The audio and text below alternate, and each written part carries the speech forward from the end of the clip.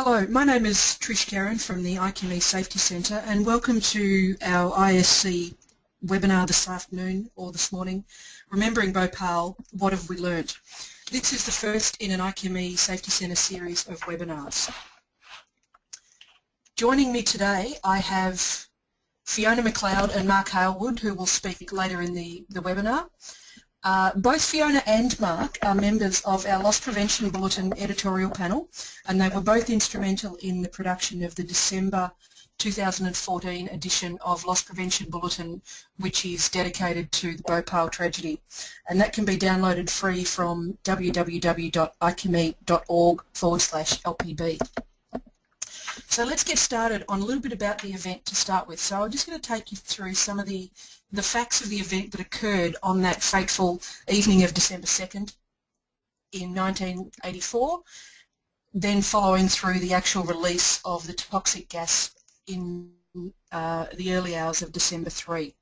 So there was a runaway reaction that occurred inside a tank E610, and in that tank it was holding methyl isocyanate, a highly toxic substance. The blanket of gas cloud that came out from the release during that fateful morning of December 3rd settled over a very highly populated area where people were asleep in the middle of the night. There were thousands of people that perished that night and in the following days, and hundreds of thousands have been affected by the toxic elements that evening. The timeline of events as we know. So in February of 1980, Union Carbide India Limited, which was a 50.9% owned subsidiary of the Union Carbide Corporation, started operations of methyl isocyanate in Bhopal. The remaining shareholders of the organisation were the Indian government and some minority Indian shareholders. In June of 1984, there was some work going on at the plant to actually start to shut down the MIC production because it was becoming uneconomic. So the refrigeration plant for the MIC was shut down. The MIC was still being produced, however, during that time, and so throughout October it was producing higher concentrations of chloroform, which was effectively a contaminant in the product. However, the MIC that was being produced was not sent to an off-specification tank, it was sent to tank E610. On October the 19th they ceased mixing within that tank, and mixing was done in order to try and maintain some temperature control as well. Because they were shutting down the manufacture of the 7 pesticide, of which MIC was an intermediate, they started to set different parts of the plant into different operational functions. So the vent gas scrubber was set to standby and no automatic caustic circulation control was available to it at that point. The caustic is a way to also try and reduce a reaction that's occurring. And it was noted at the time that the pressure in the tank was at about 1.1 bar. At some stage also, the flare stack had been taken out of service. It should be noted that at this point in time there is now no mixing, no scrubber, no flare and no refrigeration on a product that's potentially exothermic. So effectively all safety devices have been removed with the exception of a safety relief valve, which we now know relieved to atmosphere as well. On November 30 they made an attempt to actually transfer product out of the tank using pressurised nitrogen to basically blow the product out. And that failed. They weren't able to get pressure within that tank at that point in time. Then on December 1st, some processed water lines were cleaned in the vicinity of that area, and there was no positive isolation by the use of slip platings or blinds for that work to actually take place. On December 2nd at around 10:20 p.m, the pressure had risen back in that tank to 1.1 bar. And at this stage it contained about 41 tonnes of MIC, so the fact that the pressure had started to rise again from not being able to hold pressure to do a nitrogen transfer out suggests that at this point in time the exothermic reaction was starting to occur in that tank. Shortly after there was a shift change, and it's unclear how much information was communicated in that shift change.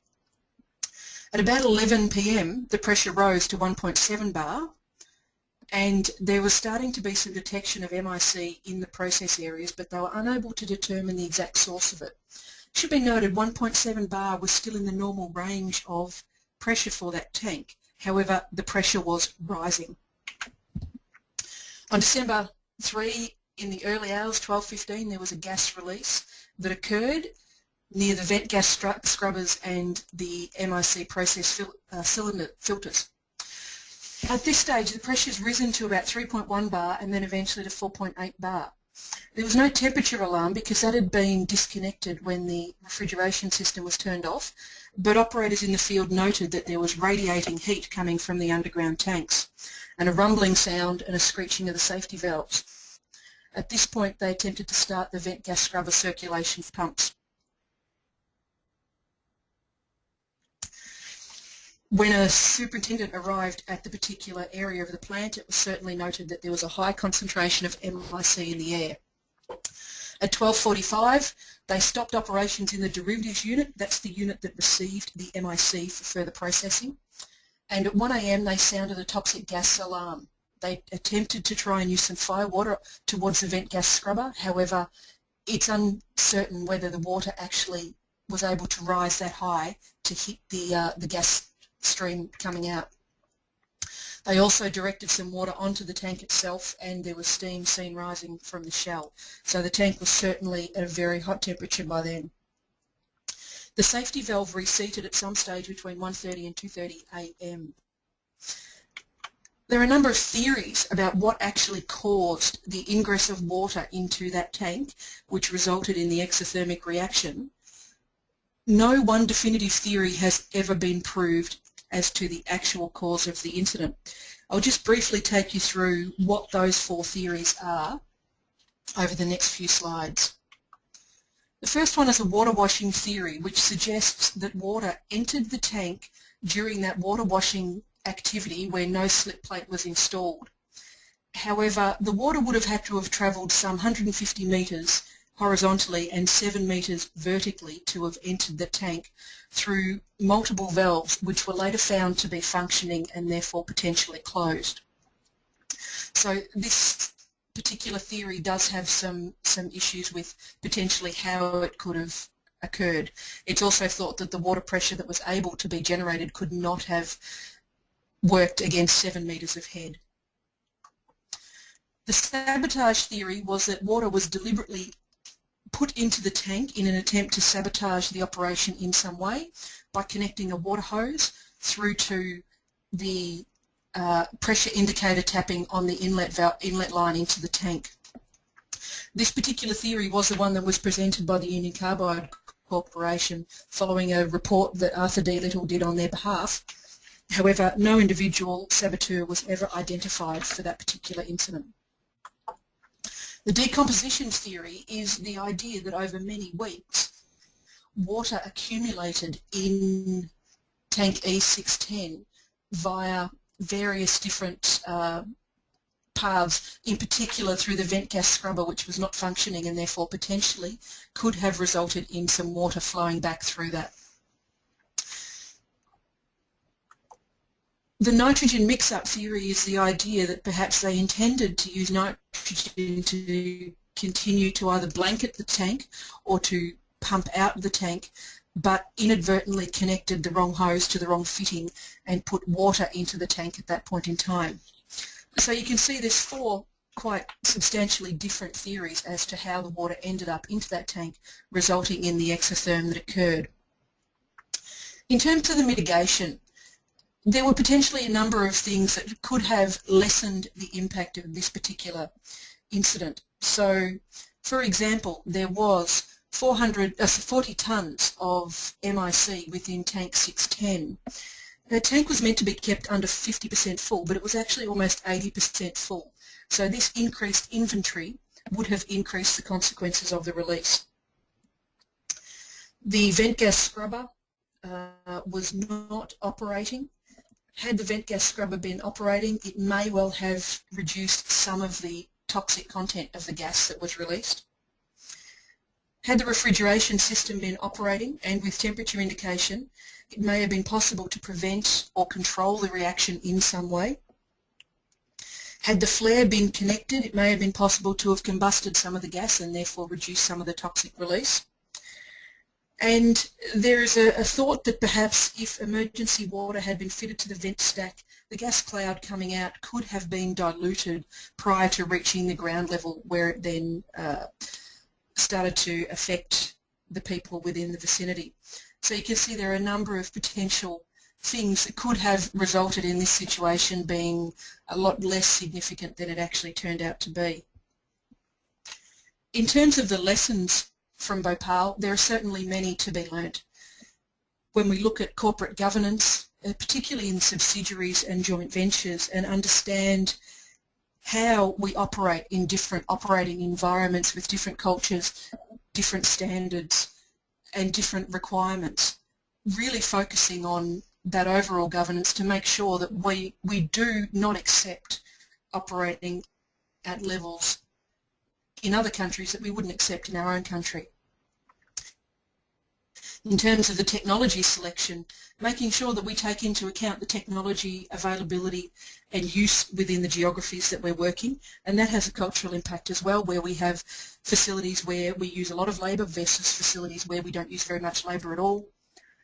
The mere fact of increasing labour potentially decreases some risks but increases others, in particular human exposure, for example.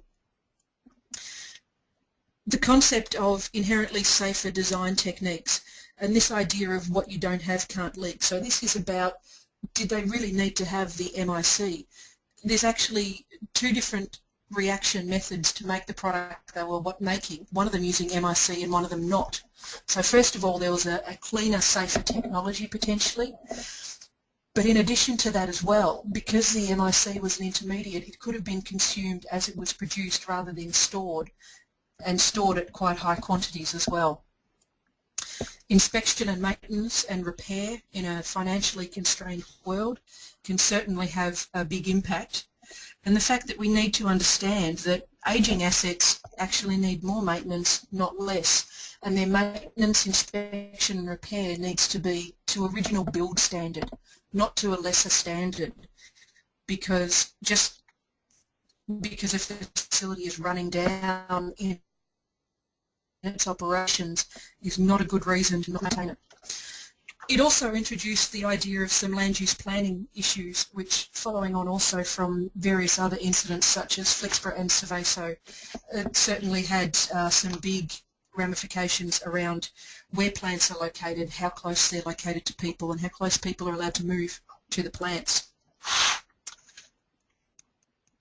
One of the very concerning aspects of this tragedy is the site today, though. The equipment is still there, it's in a derelict state. There is still drum toxic waste stored at that facility, and large-scale soil and groundwater contamination, which is still leaching off-site into the community areas. So this tragedy is by no means historic, even though we're now currently 30 years on from this particular incident. So that's basically the timeline of events and some of the learnings that have come out of it. As I said, there is at this stage no definitive root cause, and I would suspect there never will be a definitive root cause established for the Bhopal tragedy.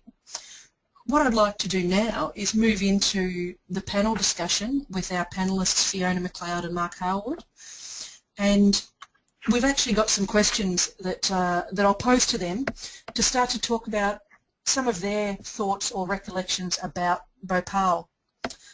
So, good evening, Mark. How are you? Good evening, or good morning, yes. Well, okay. Thank you very much. Thank you very much for being invited to be part of the panel. And thank you. So, Mark, from your perspective and your involvement, which I didn't mention in your introduction, but your involvement with the OECD Working Group on Chemical Accident, what for you are the key focus areas needed to ensure that we don't have another Bhopal-like tragedy? well,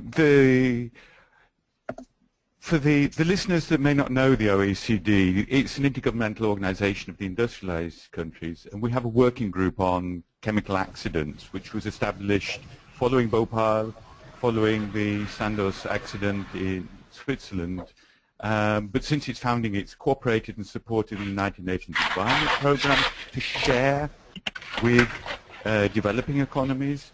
There's a very important need to share knowledge, to share experience, but there's also an important need for leadership. Leadership in industry and in government. Corporate governance must address the role not just in the home industries, but also joint ventures and subsidiaries. And the OECD has published guidance on this in June 2012. And there are some very simple messages that need to be learned, which are also still relevant today. Very simple things such as exporting technology is not a copy and paste exercise. The local conditions have to be addressed, the local cultures, being aware that running operations in the northeast of England, where it's certainly not 40 degrees during the winter months or the summer months, we do have different situations in Southeast Asia, and people must be aware. Being aware is one of the major things that we have to do, and sharing to make sure that the knowledge, it goes to the right places. Thanks, Mark. And I do note that you mentioned the OECD guidance on governance in process safety. For anyone out there that hasn't actually had a look at what's involved in that particular guidance document, it is a very valuable document to read, and it's a great document to sit down and have a discussion with your senior executives over around their understanding of process safety in the organisation. Thanks for that, Mark. Fiona, welcome. Can you hear me? I can. Hi, good morning, everyone. So, Fiona, a biochemical engineer with about 30 years experience in the process industries. So this means that you entered the workforce at around the time of Bhopal occurring. Can you take us through your recollections of that incident? Yes, I remember it very vividly. I was working with ICI at the time, and we stored large amounts of anhydrous ammonia at the Leith Fertiliser site in Edinburgh. And when you work in production, you always want as much buffer storage as possible so you can keep things running. And I think it really brought home to me the importance of minimising your toxic inventory. As you said earlier, Trish, quoting Trevor Kletz, what you don't have can't leak. And I remember afterwards, a few months afterwards, that all ICI staff were made to sit down in meeting rooms and listen to a message from John Harvey Jones. Some of you may remember reel-to-reel tape recorders, but that's what the message was played to us on. And this was all staff, all maintenance, all contractors, all production. And the message was very simple. Basically, what John Harvey Jones said was there's nothing that we do that's worth risking the safety of our communities for. If we can't afford to operate and maintain a process properly, then we should shut it down. And I worry a little that the message has been forgotten. The pressures on manufacturing are really intense. Multinational companies move manufacturing sites to places where the demand is, or where raw materials are cheaper, or where the costs of operation are cheaper. And leaders of multinational companies don't always understand fully the potential consequences of some of the financial decisions they make. So I think that we as professional engineers must be able to communicate effectively at the highest level, and be brave enough to challenge so that short-term cuts can never lead to the sort of process safety catastrophe that we saw at Bhopal. Okay, so you mentioned, Fiona, there that you all had to sit down and listen to a message from the head of ICI. Was that the first time that sort of activity had taken place across ICI world, to your knowledge? To my knowledge, I think ICI were very hot on safety. It was a very important part of that organisation, as I remember. So I think there certainly had been regular safety incidents, but I think this was the first time that every single member of my organisation, of my factory, had actually. Yes, I think the answer is the first time that it was done so that every single employee and every single contractor got that message. And it was, it was carried out in practice. It was basically, if we're going to shut down a site, we'll maintain it properly until the day that we close the doors. So culturally, that would have had quite an impact. I know from previous experience where when you call a stop to operations for a discussion on safety and it becomes a company-wide type thing, it certainly can have a very significant cultural impact. Yes, and I think there's a lot of lip service paid. I mean, you know, people will give messages about safety, and they'll mean them, but they won't always fully connect the financial decisions with the safety consequences. Yeah. Okay. So, Mark, just picking up on this, the governance angle again, and I did mention the OECD guidance. In terms of what are your specific thoughts of how we can improve governance in process safety, especially with some of the practical limitations that we've explored this evening already around subsidiaries and joint ventures?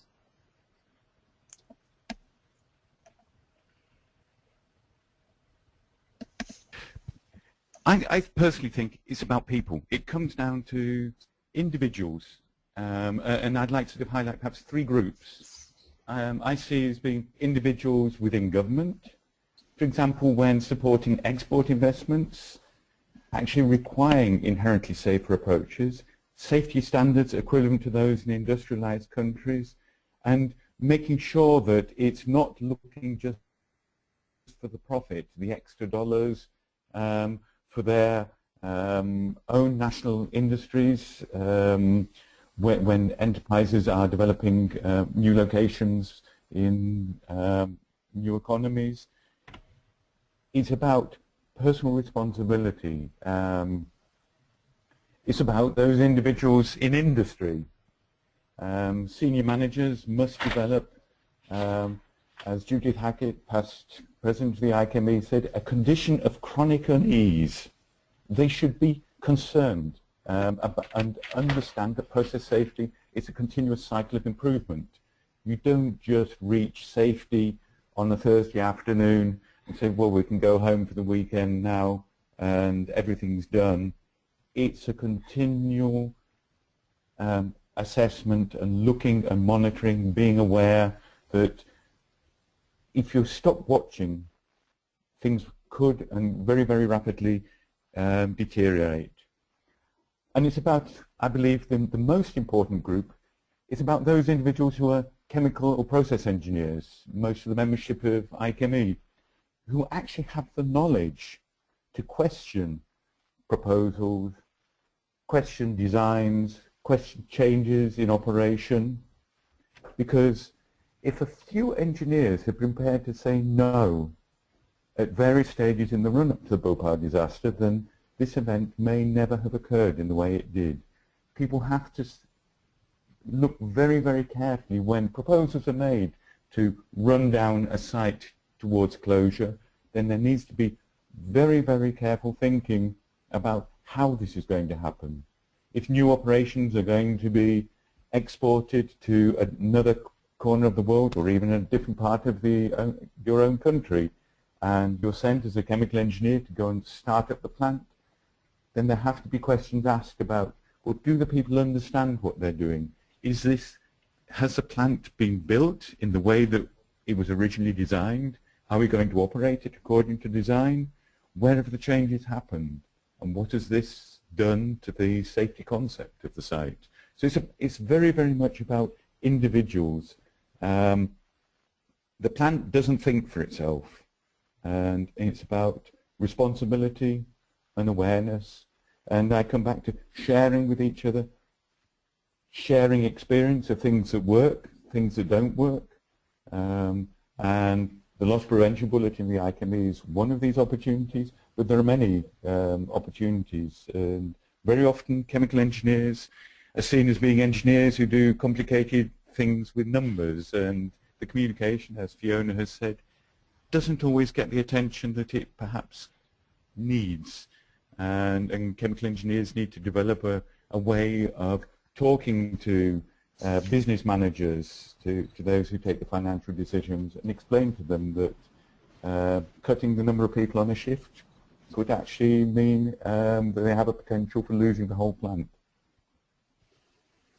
Yeah, I think for me that's a key aspect. It is around we're very good at doing calculations, we're very good at doing risk assessments, but we're not necessarily very good at communicating with others, and we need to be prepared to communicate with the people that are going to make the decisions based on the advice we give them. And if we can't give them the advice in language they understand, we're never going to get the decisions we need.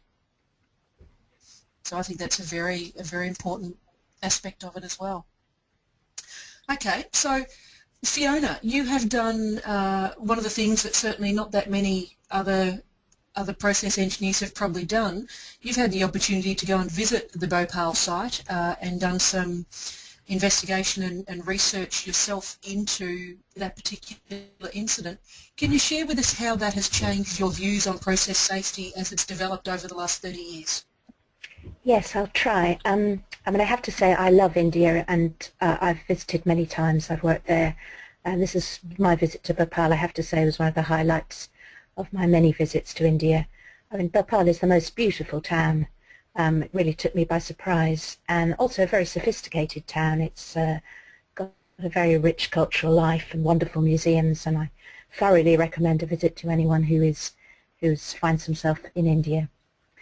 But actually visiting the site changed my mind about many things. First of all, I'd always had the impression that the death toll, the terrible death toll, was largely due to illegal shanty towns which had grown up around the plant. But in fact, when you're there, you realise that the plant is situated very, very close to the Bhopal Old Town Centre. There's a busy train line running across two sides of the perimeter, and many of the deaths were actually in the central railway station and in the old town itself. So the idea that the tragedy was so horrendous just because there was a loss of control of where people lived isn't really accurate. Thousands of people would still have died even if there had been no shanty towns around the site. I think also before I visited, I was concerned by the rhetoric of some of the activist groups who had blocked the removal of the remaining drum toxic waste. So some effort had been made to take the toxic waste, identify it and package it safely, and then a local group prevented it from actually leaving the site. But when I got there, I realised that it was really, people were so powerless that this was the one symbol that they still had, and the toxic waste that's still on the site is packaged, it's contained, it's not going to hurt anyone. The real tragedy is that highly contaminated land is continuing every rainy season to be leached into the local water supply. There are people in that area who rely on boreholes for drinking water, and that water is, all but one of the studies show that that water is highly contaminated with heavy metals and pesticide residues. And I think the fact that there was no provision for the cleanup of the site in the settlement, and I'm not really interested in the moral or legal responsibility. I think that's gone through the courts backwards and forwards and made fortunes for lawyers, but got us no further. And that really, to me, is the most shocking crime of all, that we've still got a contaminated site which is still hurting the people who live around it, and there's no plan at all for remediating that. So if people have to hang on to some drums of toxic waste which is safely stored in order to continue to make that point, well, I can understand that now. Yeah, okay. It's an interesting perspective, because viewing it from the outside, we don't necessarily, I guess, have that perception until you put it in those terms, that this is actually one of the ways to keep this issue of the groundwater and the soil contamination in front of people's minds. Exactly. Okay.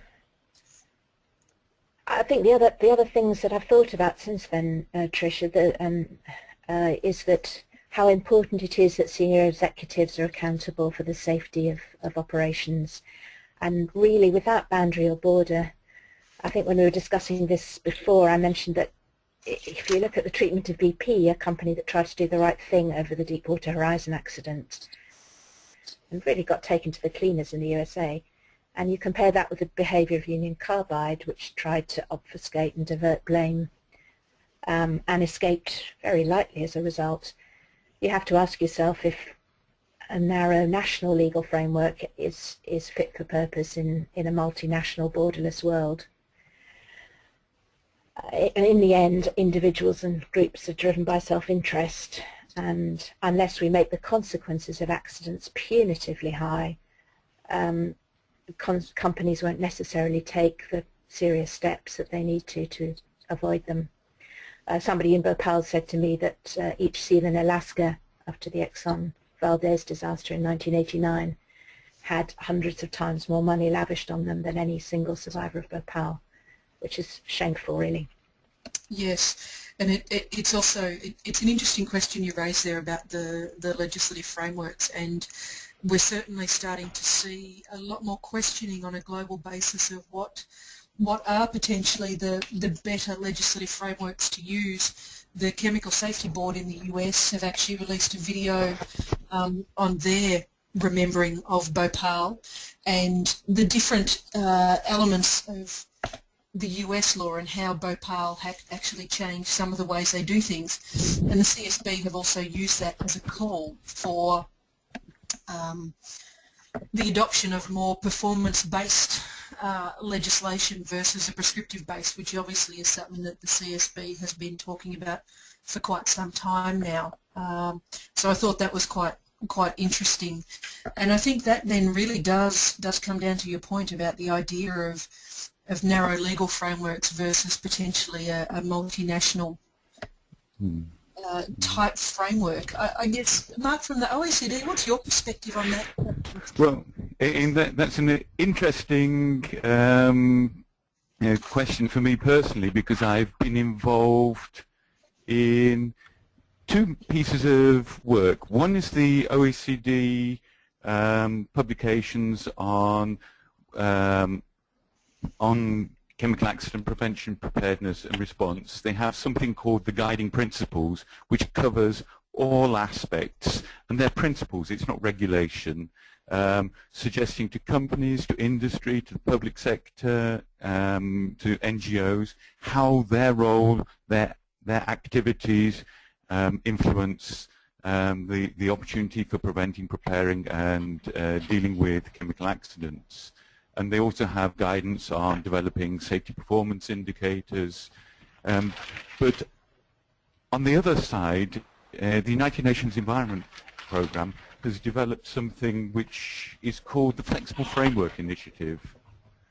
And this is it could be used by industrialized countries that already have regulation in place to assess where they are and where there are potential gaps. And how do their own regulations look. But this is a program for countries really that are just starting out.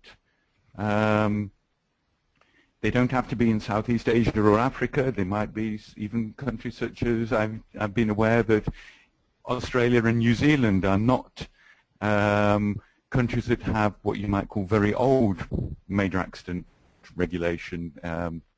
But it's an opportunity to look at how is this process set up, because regulation, you can't do everything all the time, and the government is not responsible for running the sites, but there's something in place from the United Nations Environment Programme which gives a framework of working out what it is that should be addressed within regulation, and there's a clear understanding amongst many of the organizations promoting chemical accident prevention preparedness that a goal-based approach is usually the most successful.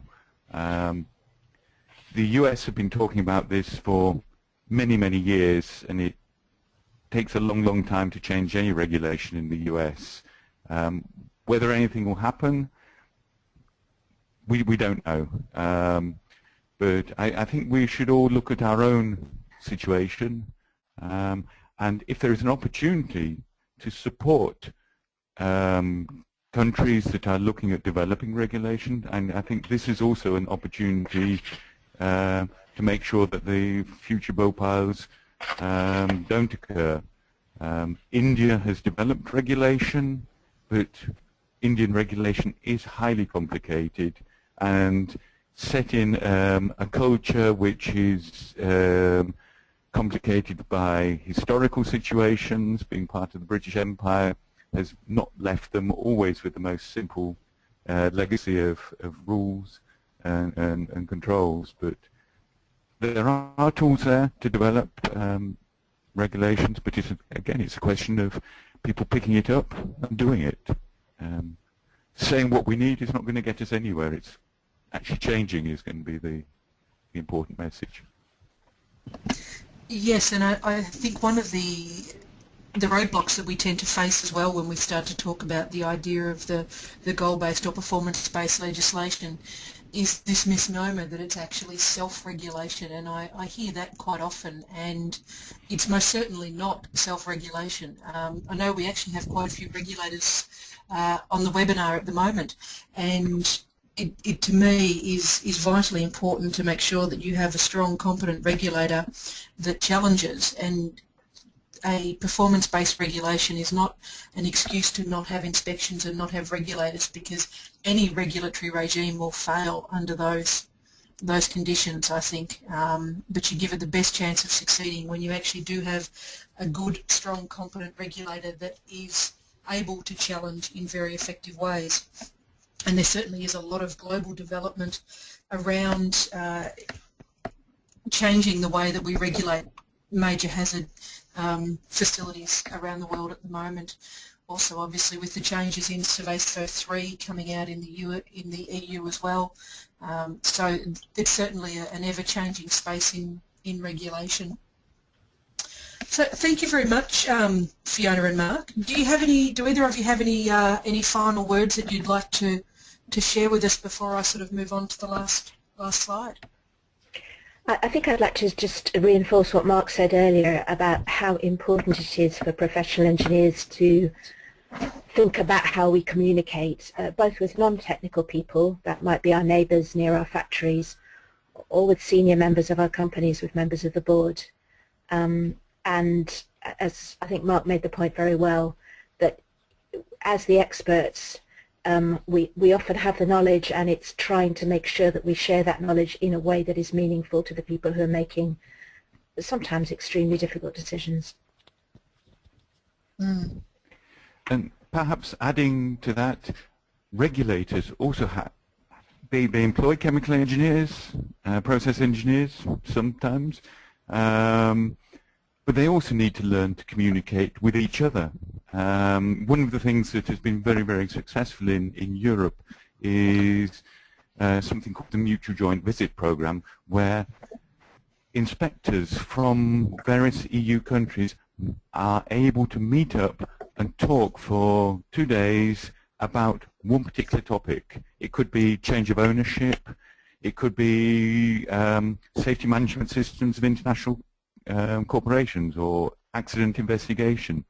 It's vitally important that engineers within the government sector don't get left out on an island and then have to deal with and spend most of their time then communicating with administrators and lawyers. It's a very lonely place. I am a regulator, and as Fiona has said, what applies to industry also applies to the public sector, the government sector as well. Okay, thank you for that. I totally agree with that too. Mark?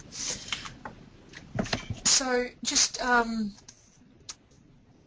finalising the discussion for this afternoon, just encourage you all to take this back into your organisations and take that moment to remember the thousands of men, women and children that were killed or affected for life by the events of December 2nd, December 3rd, 1984.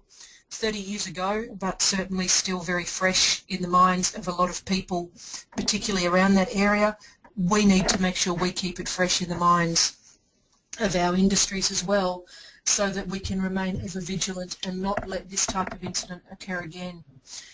As I mentioned earlier, the Loss Prevention Bulletin, and both Mark and Fiona are on the editorial panel for that, is available. We have a free download copy of the December edition, which is focused on remembering Bhopal, so I would encourage all of you, if you haven't had a chance yet, to download that publication.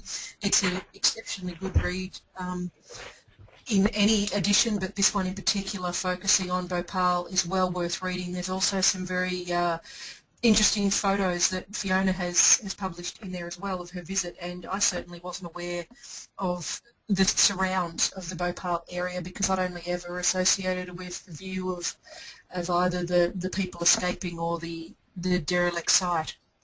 So it's certainly definitely worth a read.